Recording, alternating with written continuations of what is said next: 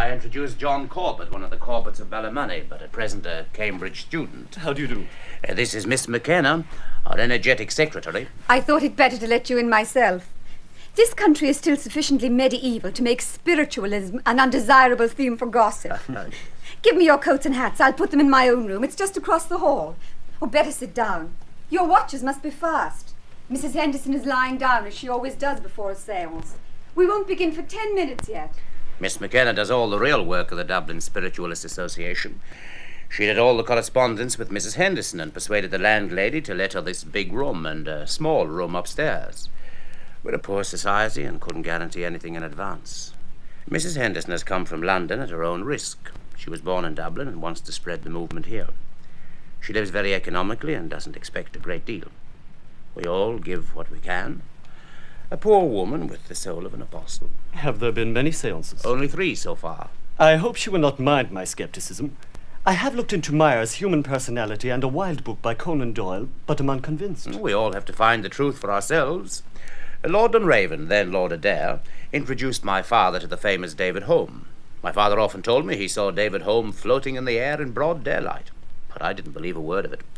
I had to investigate for myself, and I was very hard to convince. Mrs. Piper, an American trance medium not unlike Mrs. Henderson, convinced me. A state of somnambulism and voices coming through her lips that purport to be those of dead persons. Exactly. Quite the best kind of mediumship if you want to establish the identity of a spirit. But don't expect too much. There's been a hostile influence. You mean an evil spirit? The poet Blake said that he never knew a bad man that didn't have something very good about him. I say a hostile influence, an influence that disturbed the last seance very seriously. I can't tell you what happened, for I've not been at any of Mrs. Henderson's seances. Trance mediumship has nothing new to show me. I told the young people when they made me their president that I'd probably stay at home, that I could get more out of Emanuel Swedenborg than out of any seance. That's probably old Cornelius Patterson. He thinks they race horses and whippets in the other world, and is, so they tell me, so anxious to find out if he's right that he's always punctual. Miss MacKenna will keep him to herself for some minutes. He gives her tips for Harold's Cross. This is a wonderful room for a lodging house. It was a private house till about 50 years ago. It wasn't so near the town in those days, and there are large stables at the back. Quite a number of notable people lived here. Grattan was born upstairs. No, not Grattan. Curran, perhaps. Oh, I forget.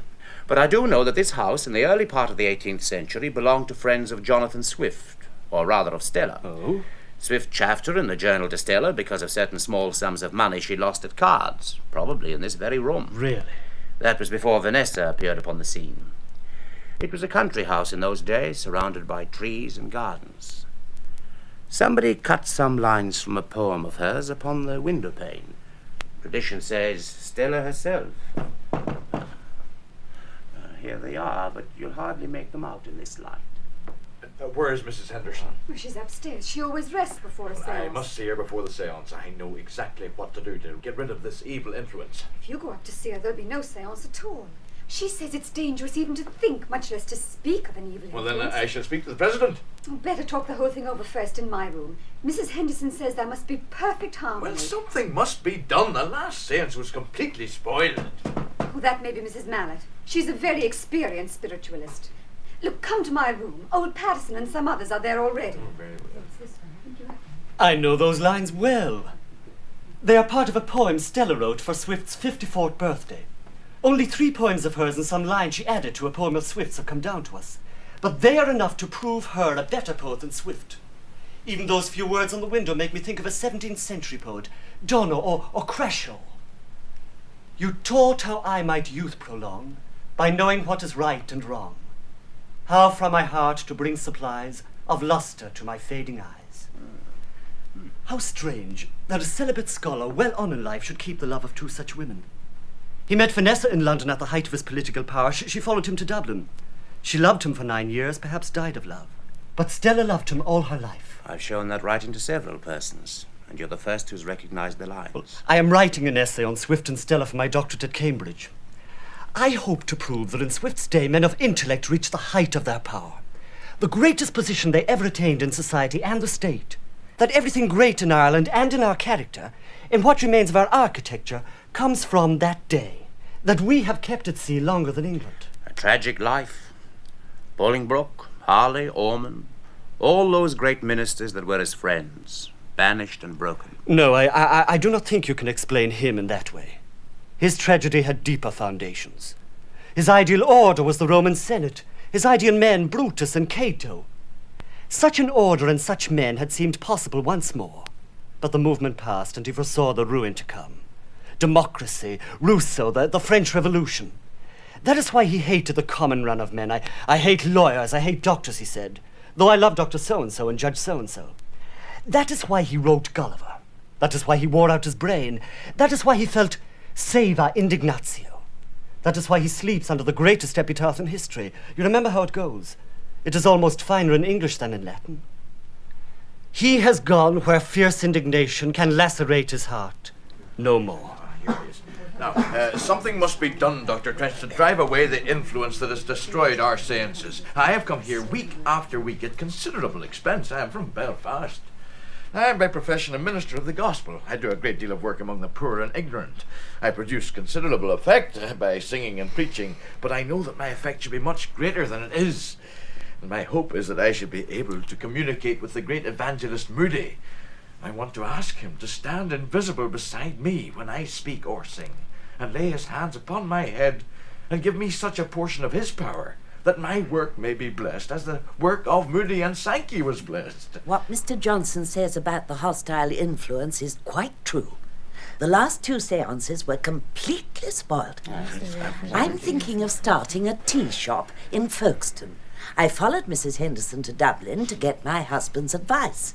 But two spirits kept talking and wouldn't let any other spirit say a word. Did the spirits say the same thing and go through the same drama at both seances? Yes, just as if they were characters in some kind of horrible play. That's what I was afraid of. My husband was drowned at sea 10 years ago, but constantly speaks to me through Mrs. Henderson, as if he was still alive. He advises me about everything I do, and I'm utterly lost if I can't question him. I never did like the heaven they talk about in churches. But when somebody told me that Mrs. Mallett's husband ate and drank and went about with his favourite dog, I says to myself, haha, that's the place for Corny Patterson. Now I came here to find out if it was true, and I declare to God, I've not heard one word about it. Now, I ask you, Dr. Trench, as president of the Dublin Spiritualists Association, to permit me to read the ritual of exorcism appointed for such occasions. After the last seance, I copied it out of an old book in the library of Belfast University. I have it here. Now, the spirits are people like ourselves. We treat them as our guests and protect them from discourtesy and violence. And every exorcism is a curse, or a threatened curse. We do not admit that there are evil spirits. Some spirits are earthbound. They think they are still living and go over and over some action of their past lives, just as we go over and over some painful thought, except that where they are, thought is reality. For instance, when a spirit which has died a violent death comes to a medium for the first time, it relives all the pains of death. When my husband came for the first time, the medium gasped and struggled as if she was drowning. It was terrible to watch. Sometimes a spirit relives not the pain of death, but some passionate or tragic moment of life. Swedenborg describes this and gives the reason for it. There's an incident of the kind in the Odyssey, and many in Eastern literature. The murderer repeats his murder, the robber his robbery, the lover his serenade. The soldier hears the trumpet once again. If I were a Catholic, I would say that such spirits were in purgatory. In vain do we write requiescat in pace upon the tomb, for they must suffer, and we in our turn must suffer, until God gives peace. Amen. Such spirits don't often come to seances unless those seances are held in houses where those spirits lived or where the event took place. This spirit, which speaks those incomprehensible words and doesn't answer when spoken to, is of such a nature. The more patient we are, the more quickly will it pass out of its passion and its remorse. Well, I am still convinced that the spirit which disturbed the last seance is evil, and if I may not exorcise it, I will certainly pray for protection. Mrs. Henderson's control Lulu is able and experienced and can protect both medium and sitters. But it may help Lulu, if you pray that the spirit find rest. Mrs. Henderson, may I introduce to you Mr. Corbet, a young man from Cambridge and a skeptic, who hopes you'll be able to convince him. We were all skeptics once. You mustn't expect too much from a first seance. He must persevere. I'm glad that you're a skeptic. I thought you were a spiritualist. I've seen a good many seances, and sometimes think it's all coincidence and thought transference. Then at other times I think as Dr. Trench does. And then I feel like Job. You know the quotation. The hair of my head stands up. The spirit passes before my face. Turn the key, Dr. Trench. We don't want anybody blundering in here. You can't sit here, Miss McKenna. No, I'm going to sit beside Mr. Corbet. You feel like Job tonight. I feel that something is going to happen. That is why I'm glad that you're a skeptic. You feel safer. Yes, safer.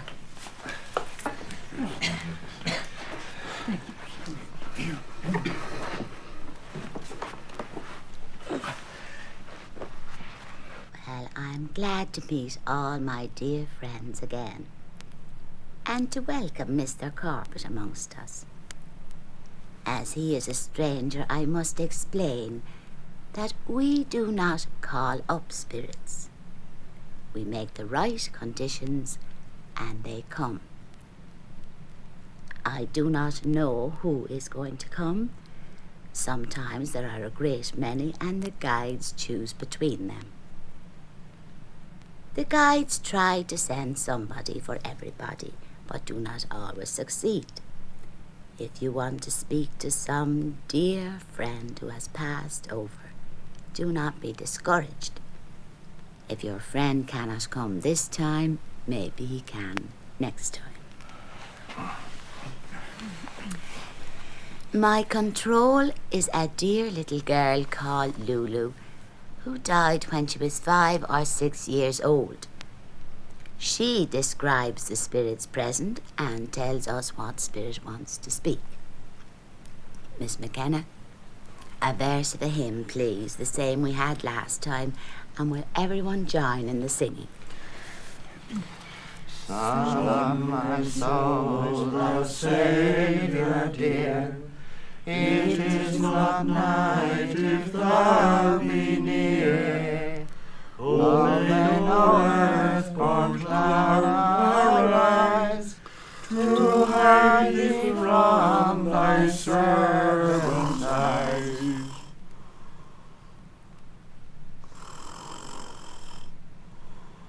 She always snores like that when she's going off.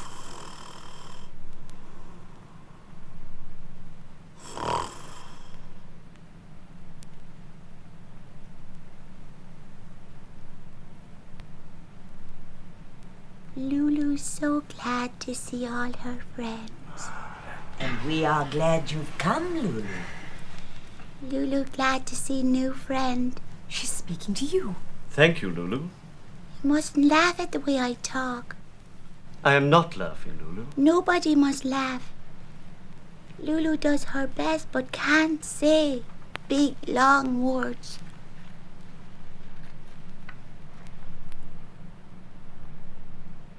Lulu sees a tall man here. Lots of hair on face. Yes. Not much on the top of his head. Yes. Red necktie. And such a funny sort of pin. Yes. Yes. Pin like a horseshoe. It's my husband. He has a message. Yes.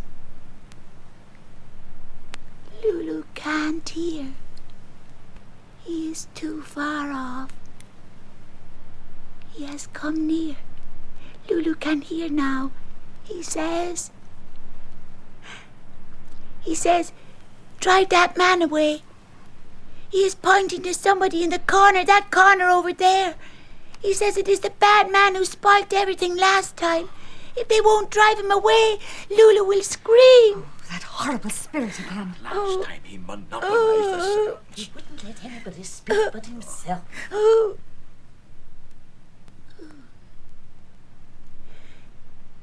They have driven that bad man away. Lulu sees a young lady. Is not my husband here? Man with funny pin gone away. Young lady here. Oh. Lulu thinks she must be at a fancy dress party. Oh, such funny clothes. Hair all in curls. All bent down on floor. Near that old man with glasses. What? Oh. Oh. That bad man. That bad old man in the corner. They have let him come back. Lulu is going to scream. Ee, ee. How dare you write to her? How dare you ask if we were married? How dare you question her? So in his egg. You sit crouching there. Did you not hear what I said? How dared you question her? I found you an ignorant little girl without intellect, without moral ambition. How many times did I not stay away from great men's houses? How many times forsake the Lord Treasurer? How many times neglect the business of the state that we might read Plutarch together? Dr. Trench. I taught you to think in every situation of life, not as Hester Van Homrig would think in that situation, but as Cato or Brutus would. And now you behave like some common slut with her ear against the keyhole. It is Swift, Jonathan Swift, talking to the woman he called Vanessa. She was christened Hester Van Homrig.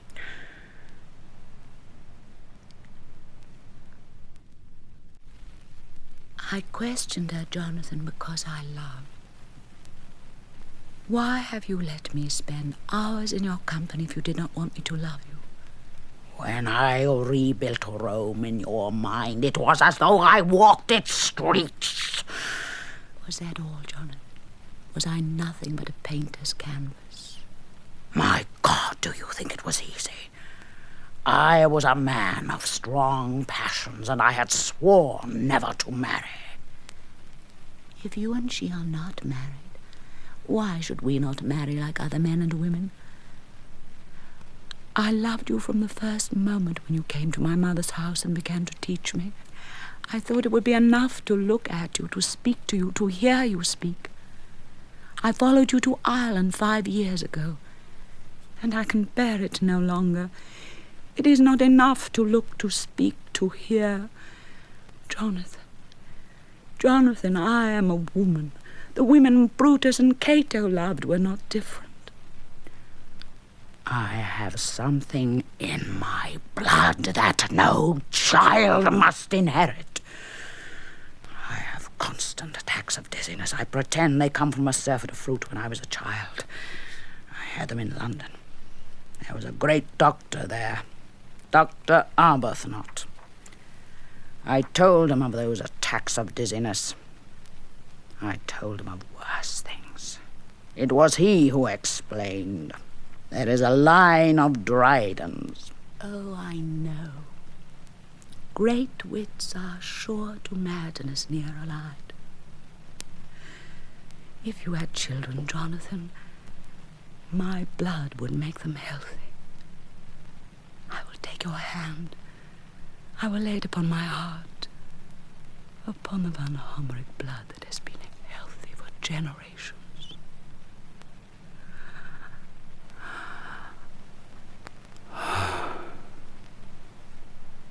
That is the first time you have touched my body, Jonathan.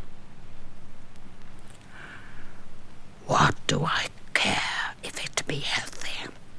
What do I care if it could make mine healthy? Am I to add another to the healthy rascaldom and knavery of the world? Look at me, Jonathan. Your arrogant intellect separates us. Give me both your hands. I will put them upon my breast.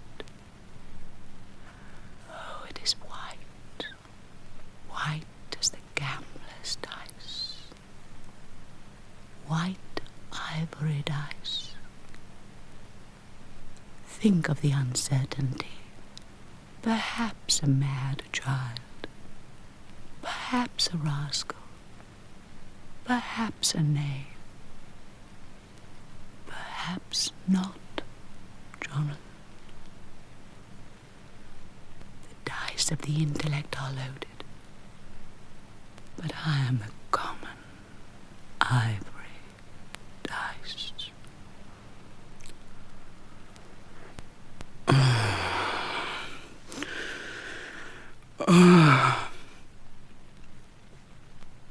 It is not my hands that draw you back. My hands are weak. They could not draw you back if you did not love as I love. You said that you have strong passions. That is true, Jonathan. No man in Ireland is so passionate. That is why you need me. That is why you need children. Nobody has greater need. You are growing old. An old man without children is very solitary. Even his friends, men as old as he, turn away. They turn towards the young. Their children, or their children's children. They cannot endure an old man like themselves. You are not too old for the dice, Jonathan. But a few years, if you turn away, will make you an old, miserable, childless man. Oh, God! Hear the prayer of Jonathan Swift, that afflicted man, and grant that he may leave to posterity nothing but his intellect that came to him from heaven. Can you face solitude with that mind, Jonathan? Dice, white, ivory, dice. My God! Am I left alone with my enemy? Who locked that door? Who locked me in with my enemy?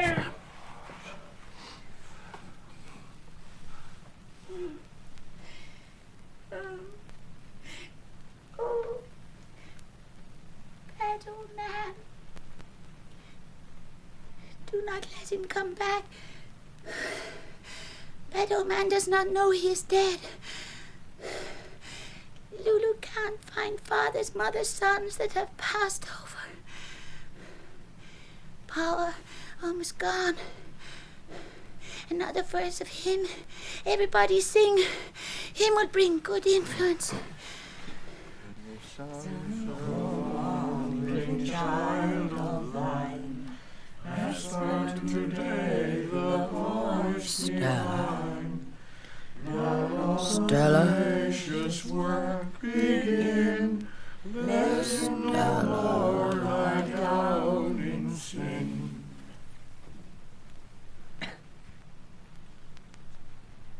She was speaking. I saw her lips move. She'd be more comfortable with the cushion. But we might wake her. No, nothing can wake her out of a trance like that until she wakes up herself. Stella. Did you hear that? She said Stella. Vanessa has gone. Stella has taken her place. Did you notice the change while we were singing? The new influence in the room. I thought I did. But it must have been fancy.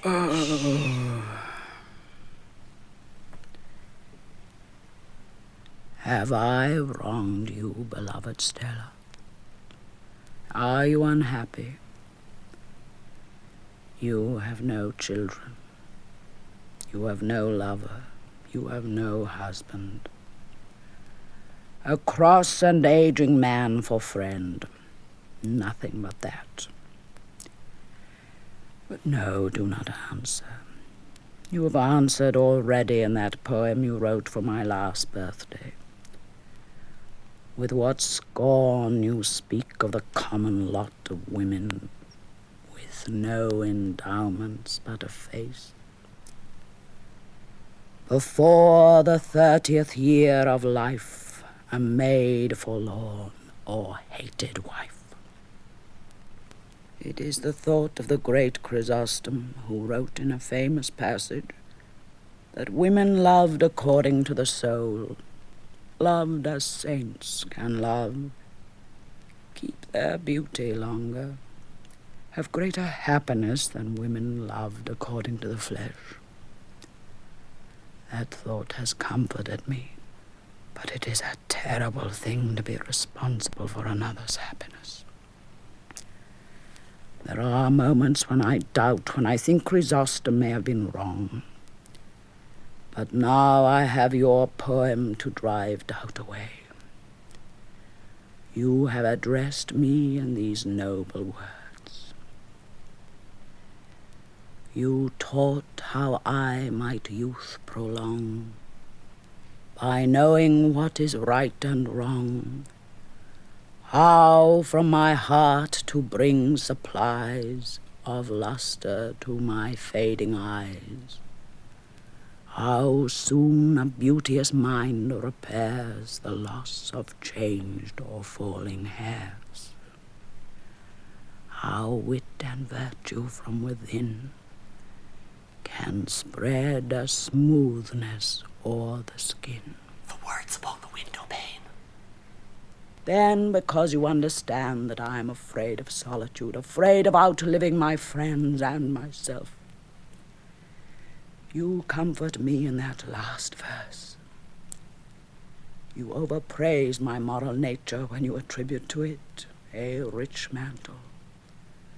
But oh, how touching those words which describe your love. Late dying, may you cast a shred of that rich mantle o'er my head, to bear with dignity my sorrow, one day alone, then die tomorrow. Yes, you will close my eyes, Stella. Oh, you will live long after me, dear Stella. For you are still a young woman, but you will close my eyes.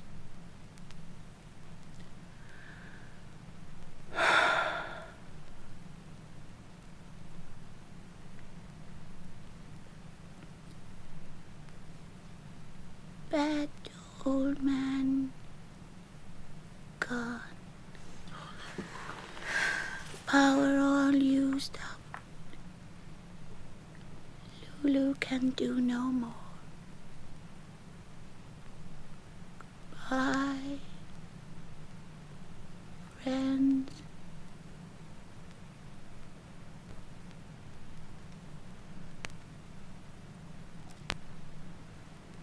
Go away. Go away.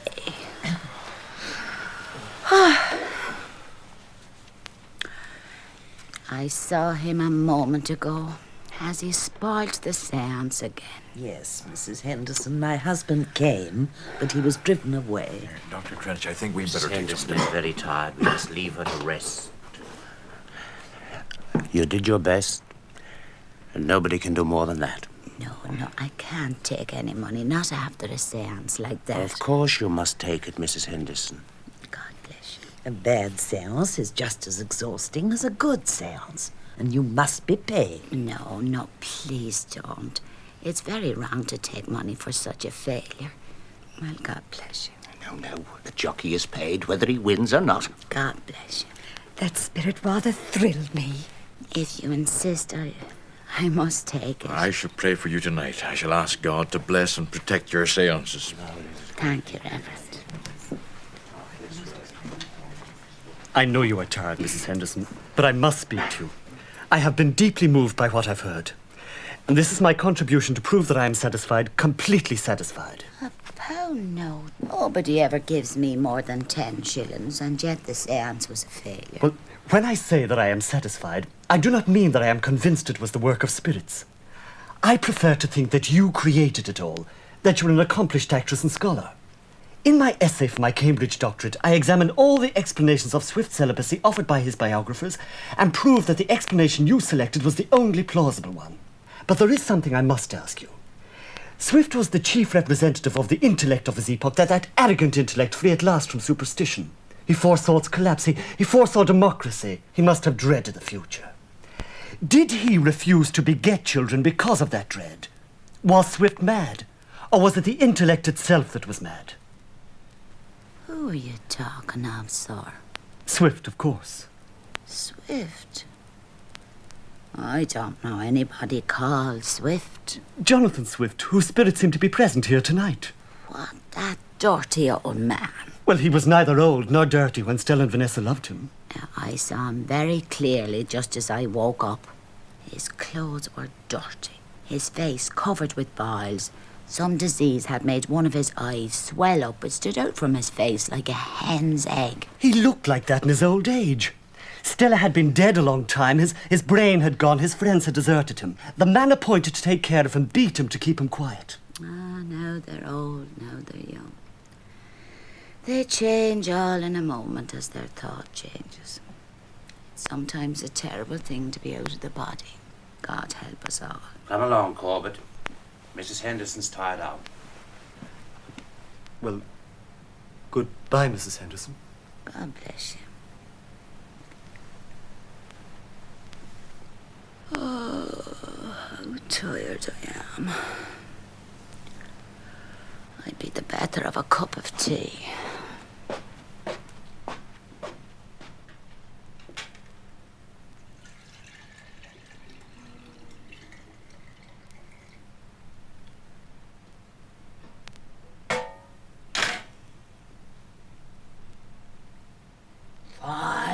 Great ministers that were my friends are gone. 10 great ministers that were my friends are gone.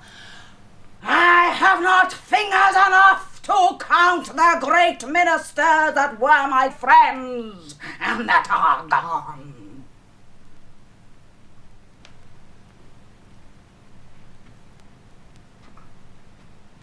Where did we put that tea caddy? Ah, there it is. There should be a cup and saucer.